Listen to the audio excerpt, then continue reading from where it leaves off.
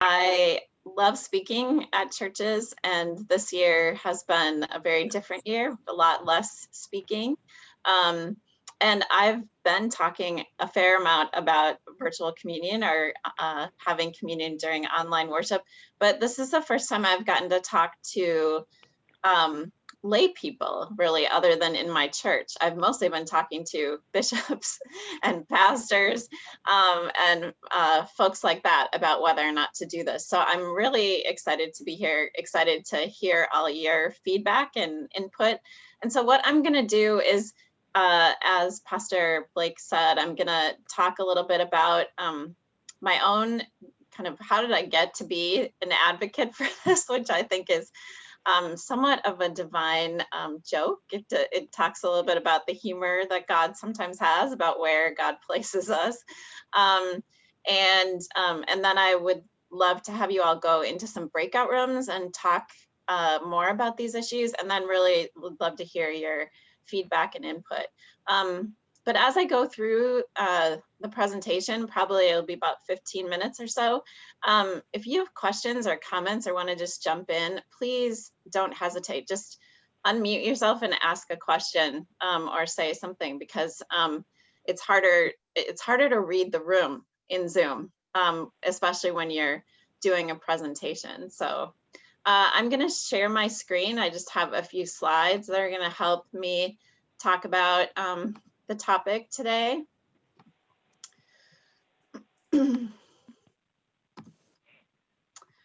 So as the pastor said, I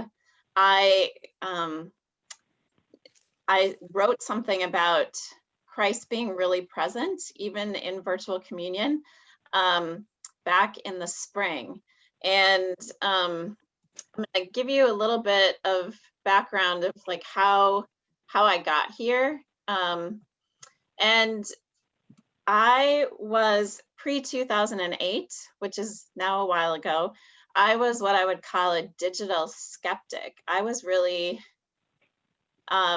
skeptical that our new digital technology and our new digital tools were helping us be more in touch with each other, helping us make more connections with each other. I didn't own a cell phone. My kids didn't own cell phones, and I was really self-righteous about that fact. I'm really proud of the fact that I didn't think that I needed that, and I was very critical of people who had them and seemed distracted from the life going on right in front of you. And then in December of 2008, I got diagnosed with stage 4 breast cancer. And this diagnosis broke my back, is how we found it. So stage 4 means that it has metastasized from the original site.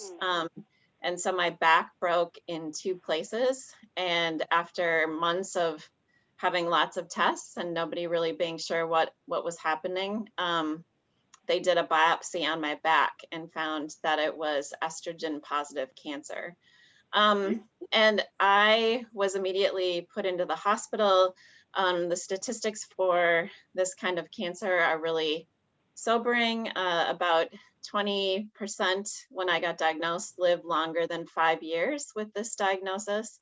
And so my life really radically changed very, very quickly. And it looked like New Year's from 2008 to 2009, it looked like I had to go back into the ER because the treatment was really, really difficult for my body to withstand. And my husband and I spent that New Year's Eve kind of planning where I might be buried. So the day I got diagnosed, my brother, who's a few years younger than I am and more technologically savvy than I am, set up a Caring Bridge website for me. And probably many of you are familiar with this. This is a website that is actually based in Eagan, Minnesota, close by where I live. And it's a place where it's a site that people can use to update people if there's been an accident or a diagnosis, and you can post updates and then people can get those updates about how you're doing. So my brother came into the hospital on the day I was diagnosed and told me he was going to set up a Caring Bridge website for me And I tell people if I hadn't been on so much oxycodone, I'm not sure I would have agreed to that, because I, again, was very skeptical. I didn't use any social media. I didn't think that was useful. But he set that up. And what very quickly was made clear to me is that these digital tools can really be avenues of support for us. And especially at the worst times in our lives, I was really amazed, shocked, and floored at how quickly news of my diagnosis spread and how much kind of support came back to me and my family, largely because of that connection via CaringBridge. And so one of the things that, there have been many surprises for me along the way of the last 12 years of living with this diagnosis. And one of them is, of course, virtual connectedness to one another, right? Us being on Zoom right now, we're connected virtually or connected via online digital tools. In some ways, this is inferior, right? This is an inferior form of being connected. And for me, when I was really sick, there's no virtual way to have someone rub your feet, or there's no virtual way to have someone take you to the doctor, right? So in some ways, being virtually connected is an inferior form of being present with one another. But my big revelation was that in some ways it can be superior. And some of you who've maybe really experienced really deep grief, or you've been really, really sick and it's felt like you were dying. One of the big things that I didn't realize was that when you're really, really ill, sometimes it's just too much to have people with you physically. Like you are just so undone in your body that it's more than you can really bear to have people with you. So one of the things that was really surprising to me was that in some ways, being connected to people virtually, mainly through this website, was a better way for me to be in touch with people at this really difficult time in my life.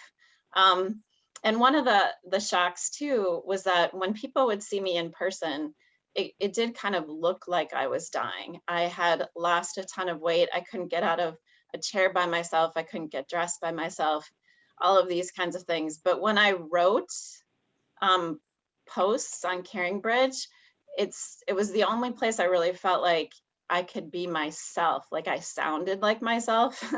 And the tears that interrupted my being able to talk to other people at this point in person didn't interrupt my sentences on CaringBridge. So with this kind of aha, I started talking about the way that we can be virtually connected with each other as being part of the virtual body of Christ. And this ended up becoming a book, as you can see here on the screen, in 2016. And so the last 4+ years, I've spent a lot of time talking about the ways in which churches can use digital tools to better connect with each other, to better be the hands and feet of Christ to one another. So then I should just say a word about the term virtual. This is a big debate about what kind of words we should use. In my first post about virtual communion, I used the term virtual communion, and a lot of people said, I don't really like the term virtual. Like if you're virtually there, right, you're not quite there. If it's virtually real, it's not totally real. And so a lot of people have said, we should say that we're going to do Holy Communion during online worship, right? Like, don't use the term virtual. I still use the term virtual, and this is part of my kind of commitments as a Lutheran theologian. Martin Luther was very well known for his view called the theology of the cross, and that is that God is hidden in places where we would least expect God to be. And I think that God is hidden in virtual connectedness. And it's a place that many of us would think is too mundane or too weak or too not real enough for God to be there. But I think actually, in my experience of dealing with my illness and the support that I've received virtually helps me affirm that God is indeed in virtual spaces. So then the pandemic hit last spring, and what was fascinating to me is that my book started showing up in a lot of places, like places that had done a review of it or had me write something about it over the past number of years. All of a sudden, it was like being reposted and people were paying attention to it because now the church had kind of gone virtual. And so people were paying attention to the book. And then the next part of that, people started to contact me, pastors, my own pastors in my church, and said, you know what, you really should weigh in on this celebrating communion virtually thing. And this was something, so as I've spoken about the book and talked about the book, I often have gotten questions about like, so how far does this virtual worship thing go? Virtually being the body of Christ. Are you advocating for communion being done like via online worship? And I would always kind of deflect those questions because I knew it would be a kind of thorny issue. And frankly, it didn't seem super pressing before the pandemic for many, many churches, right? This was more an academic discussion, and I'm not opposed at all to academic discussions. But I didn't quite know what I thought about it either. So that was part of my kind of leaving it to the side. So then, as probably many of you know, the presiding bishop of the ELCA last spring, she didn't issue something that was a hard and fast ruling, but she kind of wrote to the ELCA and said, I think it'd be good for us to fast from communion while we're unable to gather in person. And so that was kind of the message last March. And the thing that kind of pushed me over the edge to start to think about this and then eventually write about the issue is that bishops started getting in touch with me. And one bishop who got in touch with me said, we have the statement by the ELCA presiding bishop. Meanwhile, half the congregations in my synod are offering online communion. And he said, but there's really no like theological guidance on this. And when I heard that, that people in the churches, pastors were making this decision, and that we weren't as a church really, like we hadn't really been talking about this, like what does this mean? What does it look like? So when I heard that from the bishop, I thought, I've long seen myself as a theologian of the church, that's part of my role of being a theologian, is that I care about and invested in what goes on in the church. So at this point, I thought I should say something. So in terms of trying to think about what I would say, I started to think about what I was hearing and what I was experiencing myself in the beginning of the pandemic. And when I would read some of the folks who were critical of not doing communion, one of the things I was seeing in what they were saying is that we shouldn't do anything like a sacrament because virtual worship is disengaged, it's disembodied. But what I was experiencing myself and what I was hearing from a lot of friends and fellow members of my congregation is that the worship we were experiencing online, like we were experiencing it as real. It was real. One woman said to me, I found myself on my knees in my living room during the prayers. That's a bodily experience of worship, right? I heard a lot of people say, I just cry every time I get on online worship, seeing my pastor's face right in front of me, right? It's like he's speaking directly to me. So people were really witnessing to the way in which they were experiencing real worship. And so I started getting kind of frustrated with some of the language around, since we're not able to gather, we can't have communion. And I thought, actually, we are gathering. We're not gathering in person, yes. And there's ways in which that is inferior. The virtual worship is inferior. But I also, because of my previous experiences of virtual connectedness, I started to think, well, what are some of the ways in which we're gathering virtually, and that might even be superior to ways that we gather in person?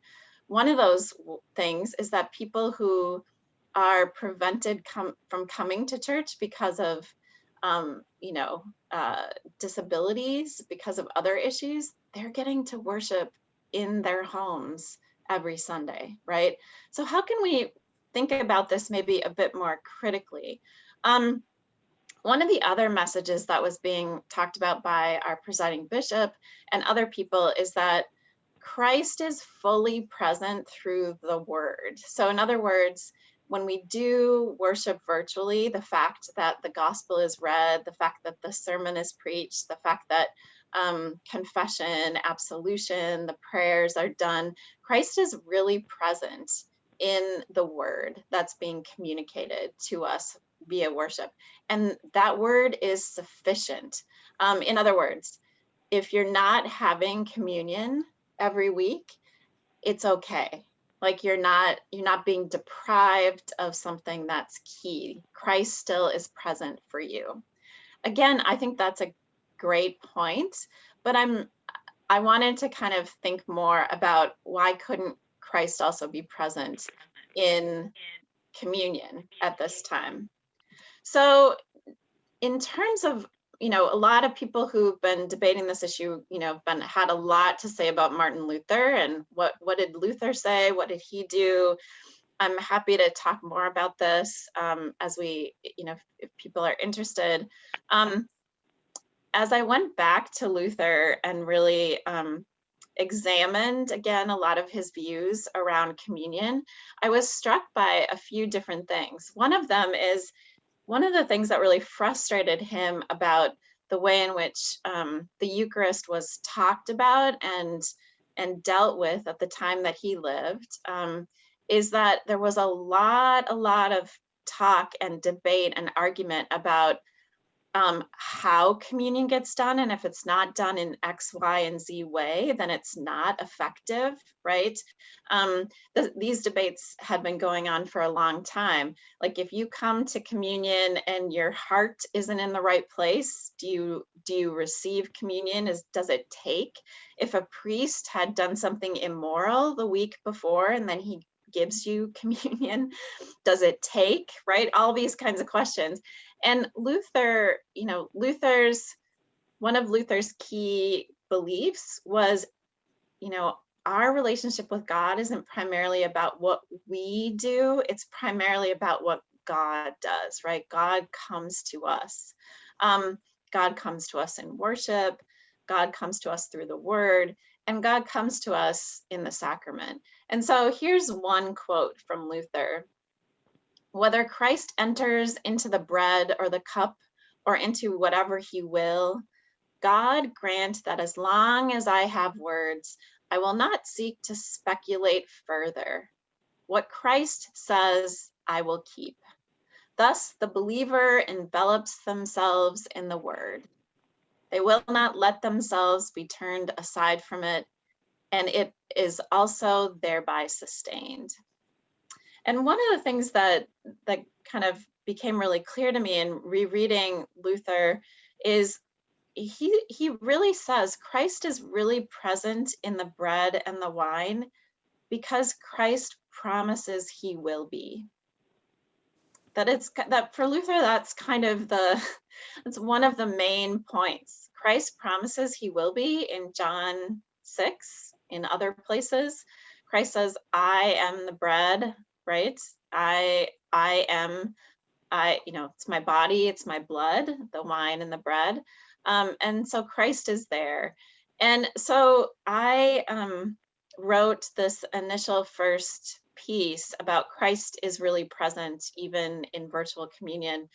And And this ended up, going for me in terms of the work that I've done, kind of more viral than anything has gone. So it's been viewed over 20,000 times, and it's sparked a lot of responses. It sparked a lot of discussion. And what I thought would be good to do right now, oh, I wanted to say one more thing, sorry, before I send you into groups. And that is, I want to say just a couple more things about the debate that has kind of gone back and forth around this. People who have been critical and really strongly said we shouldn't be doing online communion. One of the, like, if you had to boil down one of the main reasons not to do it, it is the issue of access. And people have cast this, I think, as they should, as a justice issue. What about people who don't have internet access?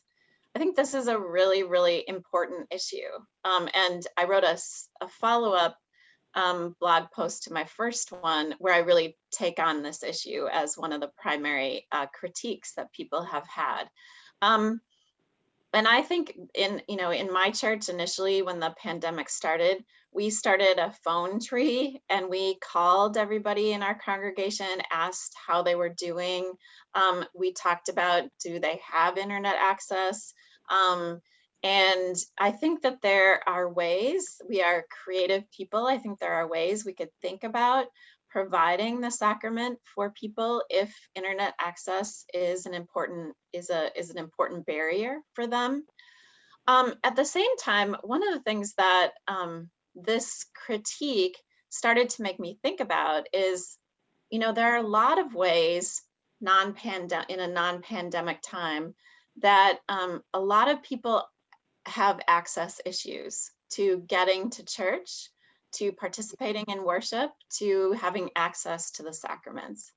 And then that made me look further into different things the Lutheran Church has said over the years about access to communion. And one of the things I found is a statement that they have about people who can't get to church because they're hospitalized or because they're seriously ill or because they're incarcerated. And there's a whole guidance, there's a whole set of guidelines about how you should bring communion to them when they're in the hospital or at home and can't come to church, or they're in prison. And as I read through this, it made me realize that in all the months when I was at my sickest with stage 4 cancer, I never had communion brought to me, even though I missed worship for months on end. And I started to talk to other people who've had reasons to be away from church, whether that's taking care of a ailing spouse, whether that's serious mental health issues that have prevented them from coming to church, etc.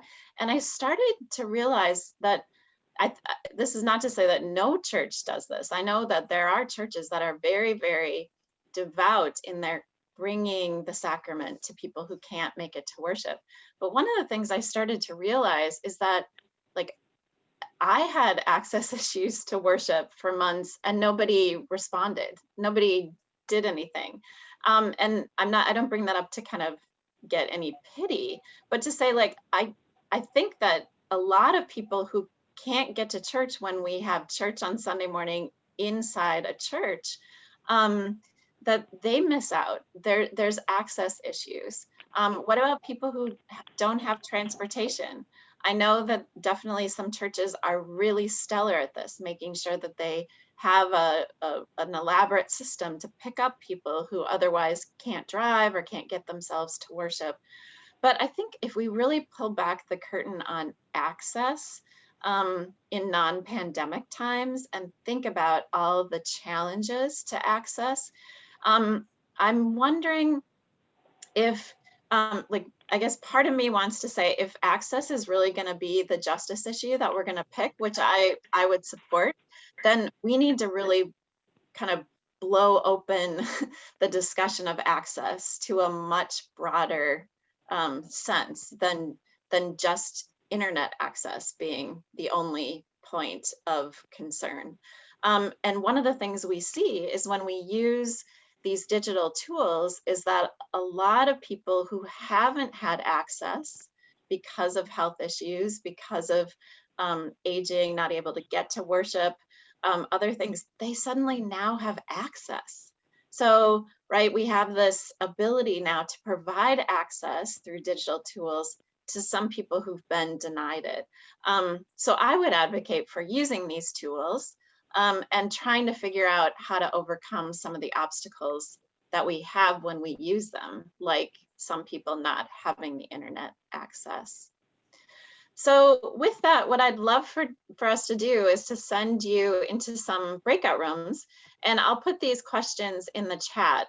But the two questions I'm interested in you talking about is maybe you could talk with each other a little bit about your own experiences of online worship and Holy Communion since the pandemic. I think it's important to not, as somebody who supports the idea of online communion, I still think there are losses. There are things that aren't as good when it's done virtually. At the same time, I think maybe there's some ways in which new avenues of potential for the church have been opened up through virtual worship and Holy Communion online. And then secondly, curious for you to talk with each other about your responses to what I'm talking about here, to this debate. What issues for you do you think are really most important? Are there additional issues that I haven't really touched on that you've thought about that you think should also be considered? So with that, I will stop sharing and put the questions in the chat. And Pastor, would just love to hear, you heard me talk for 20 or so minutes. I'm really curious your take, your feedback, your own experiences with this.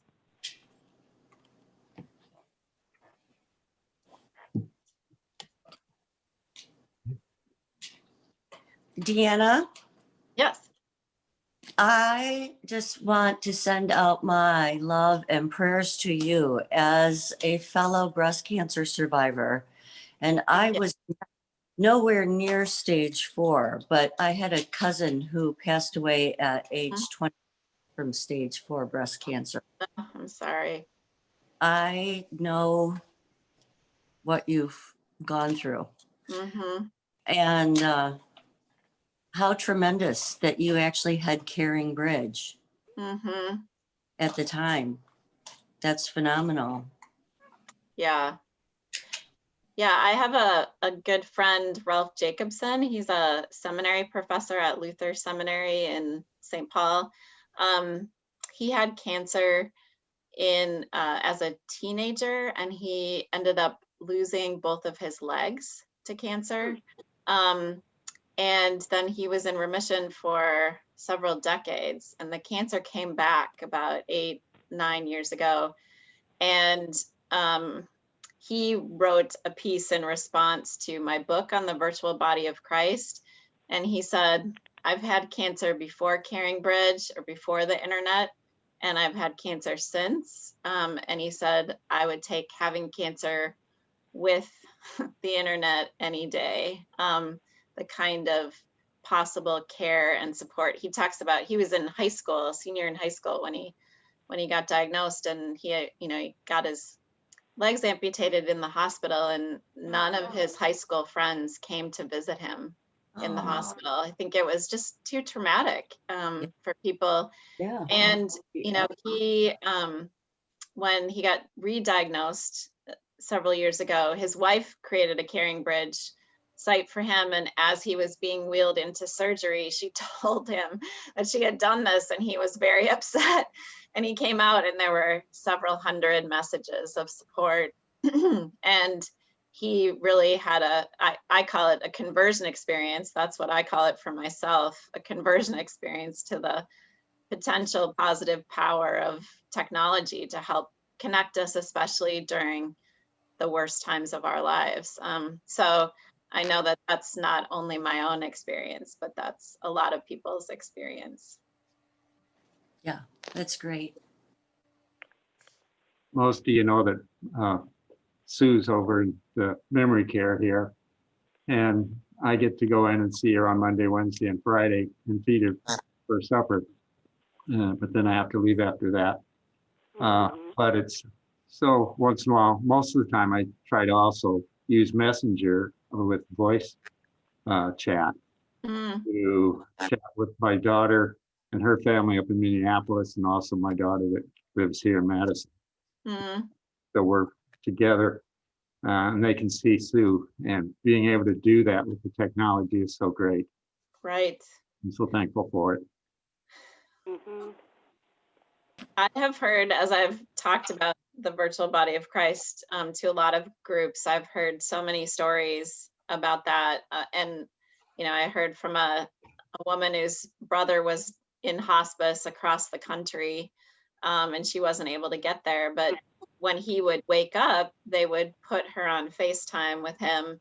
And she talked about the importance of those conversations toward the end of life that she wouldn't have been able to have if for not the technology. So I think one of my hopes is that what we're learning during the pandemic, many of us in churches have been forced into using this technology in a way we maybe never would have or wouldn't have for decades, probably.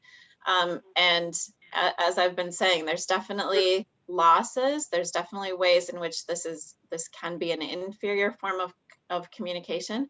At the same time, there are ways in which this can be a better mode of communication or can facilitate connection in a way that we couldn't have any other way.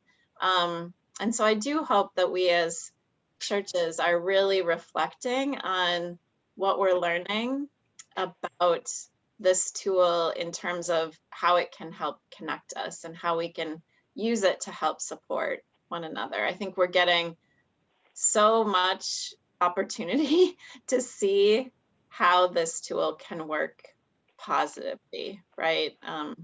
So I do hope we take that away from the experience as we leave the pandemic at some point here.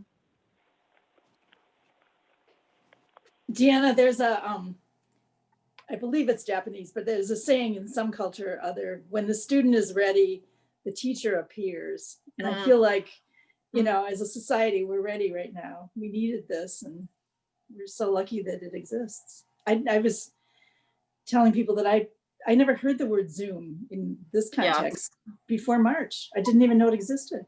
And now I've been on dozens, probably a couple hundred Zooms.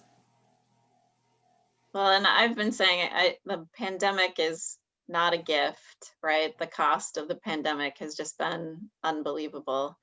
But there are, just like for me, cancer has not been a gift. But there are gifts that have come in the wake of something that's been really awful. And so I hope that, right, that we can really be thinking about what those gifts are and how we take them with us. This is Nancy on the telephone. I'm back sometimes. One of the questions I have, or concerns, given my own personal situation, I've heard in each case, and it's wonderful that your husband, Deanna, was able to set up that bridge for you in that horribly trying time. But there are those of us who have no one to set up one kind of thing or another, no one available without paying to have assistance. If there were digital, people who can't handle it because of physical kinds of impairments that are caused by diseases, and people who do not have the means. And that I've not heard in this discussion. And there isn't time for it, but that, along with this tremendous blessing that you have brought forward, not only in the ELCA, but it seems across the country and maybe beyond. That is something to also think about, because almost everyone I know who is as old as I am has family who help them with. Yeah. And there are those of us who are way into elderly age who are also caregivers who don't have. So those kinds of things also, in addition to all you have and are contributing, is just one more little thing to drop into the basket, so to speak. Thank you. Thank you for that. I think that's really important. There's I know exactly what you're talking. I have two parents who are approaching 80 and they're learning Zoom, but a lot of the technology is really really getting increasingly challenging for them to navigate. And I think the issue of people who are alone and who are experiencing challenges, if they don't have family or close friends who are, you know, able to step in and say, here, let me set this up for you, or let me, you know, take care of this. And so I wonder what the role of the church is there. It seems to me that we have a lot in most of our churches. We have people who are really tech savvy, and we maybe part of what we're learning now is that we need to, as churches, offer a kind of like ask people who have needs around technology and see if there are other people in the congregation that are willing, or if there are resources in the community that we could help set people up with. I think this is where, you know, the church, for me, you know, this comes from my reading of 1 Corinthians 12, but when we're being the body of Christ at our best, we are putting the needs of the people who are suffering at the center. The weakest members deserve the most attention. So part of our call as the body of Christ is to understand those places where people are suffering and help to meet those needs. So you're absolutely right. This new context presents a whole host of new challenges for people who are who have some disabilities, physical, mental disabilities, people who don't have anyone to help them with this technology. You're 100% right. In my book, I write about the person who hired me at my previous institution, whom he was a big mentor to me, brilliant Old Testament scholar, got early onset Alzheimer's, and had to be moved to a memory care facility. And he would call me on the phone, and then after a while they took away his phone because he couldn't figure out how to work it, and he would get so frustrated, right? And so the only way that we could connect was for me to visit him in person. There are ways in which our technology has limitations. And so it doesn't solve all of our problems. It does help us in certain cases, and then it has limitations. So I think those are all really, really important points. I would like to say something. This is Marilyn, that we're certainly in a transition time, and this virus has not helped a bit, of course. But I have learned in trying to do for myself, especially after my son died 3 years ago, that when you're speaking with artificial intelligence, you really need to get to a real person. Dealing with any company that you might have to call for business or whatever, you get a real person, and it's not the first level that answers the phone. It's always a higher level. And when you get the real person, you get understanding. You have to admit that you're old. And when they find out how old you are, you get wonderful help. Right. And because there is a tendency to think that anybody over 85 can't think anymore. We think slower and things don't come up from memory. But I think you have to remember that we can fend for ourselves to a point. The church needs to be there when we're close to death, and that's what virtual bothers me, because it probably won't be. But that I'm so glad that somebody helped me get on Zoom, because now I feel smarter because I can do a few things on Zoom. Yeah. And that's my speak. The future is going to be brighter because God will see that it is. And I think people are showing more care for each other over 50 years or 75 years. And so even though we have our trouble because there's still badness out there working, we Christians must see to it that we try to behave as God would like us to. Yeah, thank you. I know we're about out of time, but I see Nels in the chat talks about how he's personally torn. The power of in-person communion in the church setting is extremely powerful, but I also cherish the ability to share the experience of communion virtually.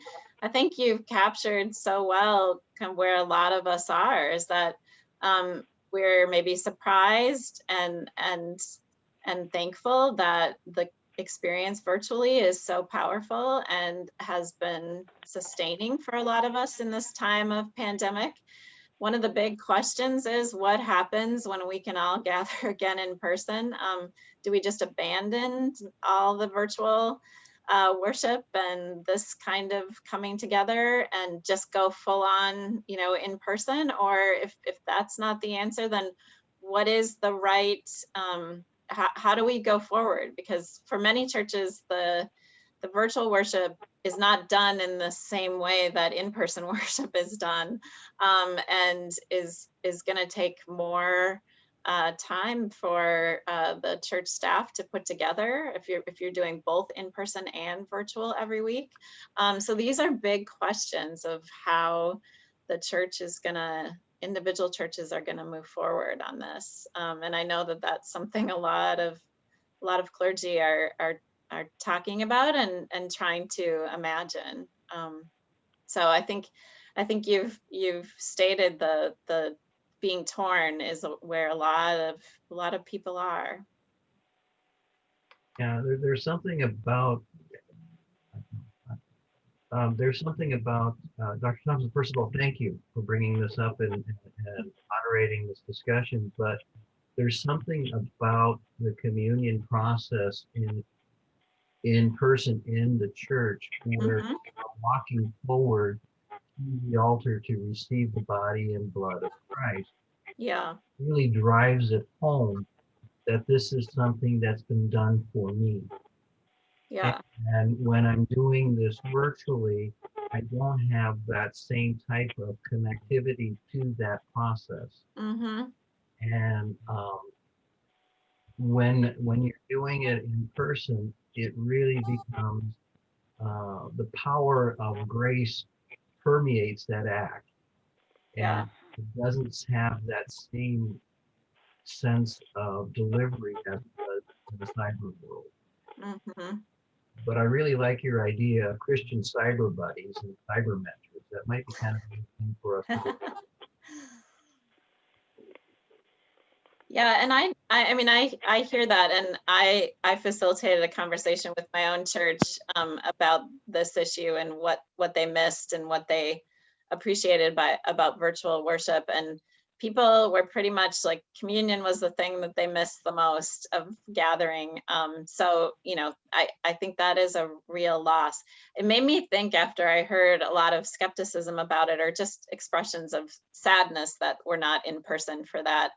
I think my experience of being kind of confined to my house by cancer for many, many months, I think opened me up to a different, I've been so grateful for virtual worship and communion coming virtually.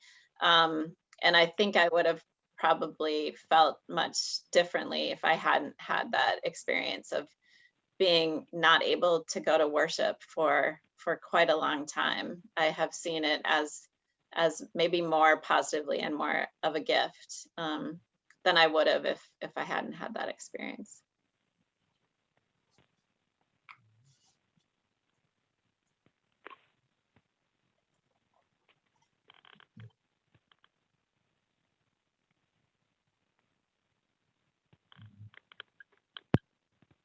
appreciate your being with us, Deanna. Thank you for this time and for all the work you've done on behalf of the whole church. And I think we are at about our time to wrap up, but really appreciate the way that you have framed this and helped us to understand this, and also as we've been experiencing it, to reflect on it and realize the benefits. Someone said in our group that, as they experienced it, they knew it was meaningful, and this has really helped them sort of intellectualize and bring that in a more deeper way into their own understanding. And so I think that is really valuable, and we really appreciate what you're doing for the church and for us. And so God's blessings with you, and thanks everyone for being a part of this session today. Thank you, Deanna. Thank you. Yeah, Thanks, thank you. everyone. Thank you. Thank you.